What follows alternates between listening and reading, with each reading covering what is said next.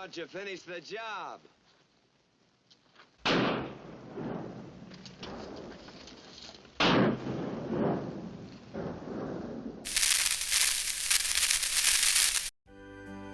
Interesting facts about famous people.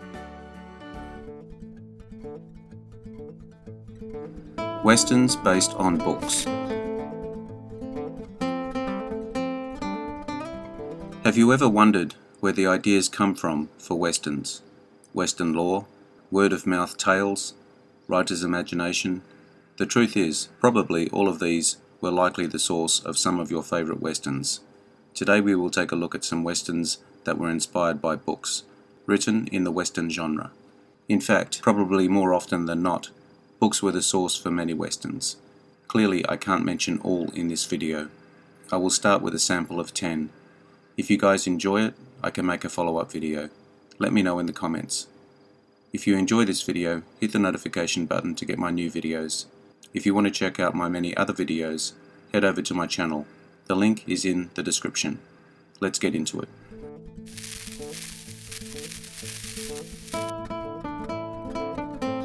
Lonesome Dove. After reading this 1,000-page novel, each page full of adventure, you'd understand why Lonesome Dove became a 4-part miniseries. Larry McMurtry also wrote 2 prequels, Dead Man's Walk and Comanche Moon, along with the sequel, Streets of Laredo. These books also inspired TV miniseries. Larry McMurtry wrote this in 1971 as a movie script. He intended for John Wayne to play Woodrow Call, James Stewart to play Gus McCrae, and Henry Fonda to play Jake Spoon. Wayne turned it down, and the project was shelved. 10 years later, McMurtry bought the script back and wrote the book, on which this miniseries is based.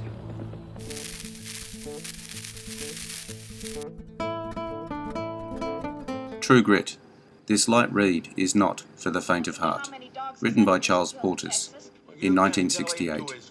It was originally published as a series in the Saturday Evening Post, before becoming a novel. I'm sure my viewers are aware there are 2 movie versions of this book, 1969's John Wayne version and the 2010 version with Jeff Bridges.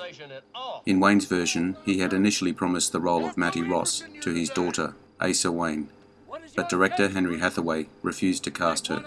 In the original True Grit, 1969, the character of Rooster Cogburn is supposed to be around 40.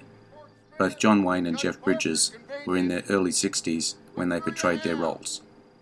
John Wayne was 62, Jeff Bridges was 60.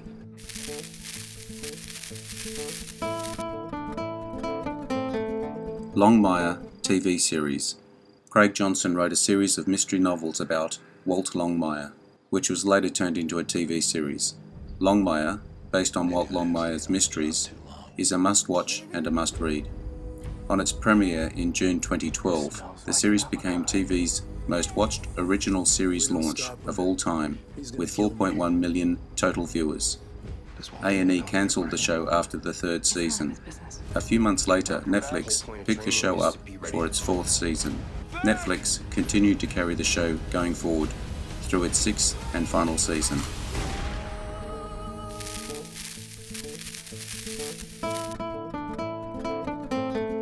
The Searchers. This John Wayne movie was originally based on a book of the same name by Alan LeMay, a true and raw Western novel.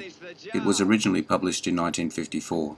Considering the part of Ethan Edwards to be the best character that he ever portrayed on screen, and The Searchers, 1956, to be his favourite film role, John Wayne named his youngest son, Ethan Wayne, in homage. Natalie Wood was still a student in high school when this film was being made, and, on several occasions, John Wayne and Jeffrey Hunter had to pick her up at school. This caused a good deal of excitement among Wood's female classmates.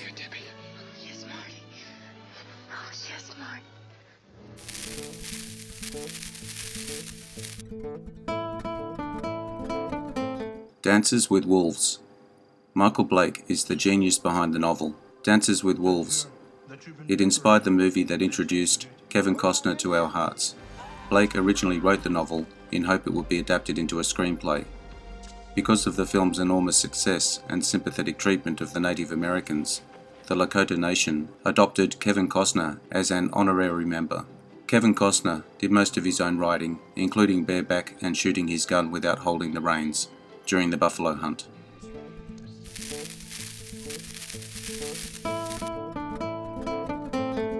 The Outlaw Josey Wales. The novel, The Rebel Outlaw Josey Wales, inspired the movie The Outlaw Josey Wales, starring Clint Eastwood. It was written by Forrest Carter. In later editions, the book was renamed Gone to Texas. In the novel, Josey Wales is 32 and Laura Lee is 22. Clint Eastwood and Sandra Locke were 45 and 31, respectively, at the time of the filming in 1975. Although based on the novel by Forrest Carter, there are striking similarities between the fictional characters Josey Wales and real-life outlaw Jesse James. Both men were from Missouri and had been victimized by Union soldiers from Kansas, causing them to enlist in the Missouri guerrillas, causing unspeakable acts of violence in revenge for the Kansas Union soldiers' atrocities against the Missourians who supported the Confederacy.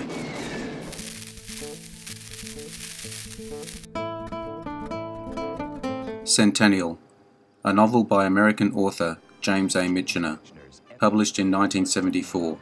It traces the history of the plains of northeast Colorado from prehistory until the mid-1970s. Geographic details about the fictional town of Centennial and its surroundings indicate that the region is a modern world country. The part of Pasquanel was originally offered to Robert Blake and Charles Bronson, who turned it down. Robert Conrad worked with a dialect coach in order to talk with an authentic French-Canadian accent.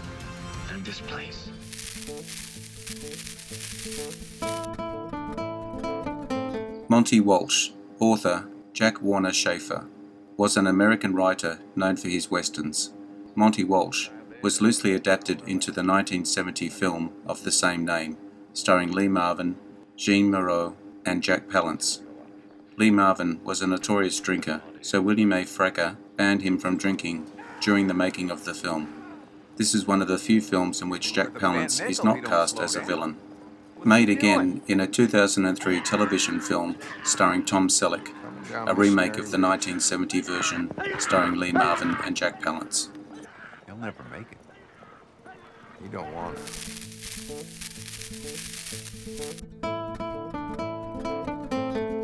Shane, another book by Jack Warner Schaefer.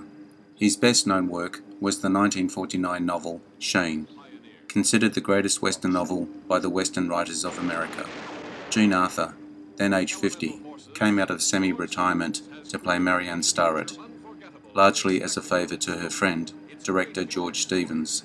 She would retire completely from the film business after this picture. Van Heflin and Alan Ladd became firm friends during the making of the film. In later years, Heflin's wife said one of the very rare times she ever saw her husband cry was when he learned of Ladd's premature death.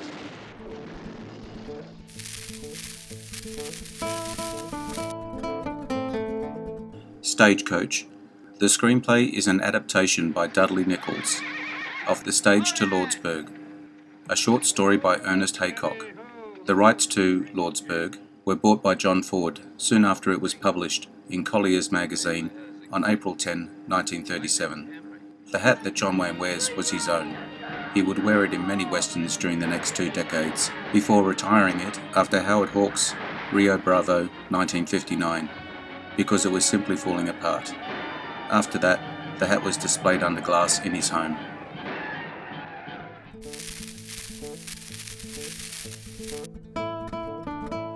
Thank you for your time today. I hope you enjoyed the video. Let me know what you think in the comments. I appreciate likes and subscribers. Hit the notification bell to get my new videos. Take a look at my channel. The link is in the description. Bye for now. See you again soon.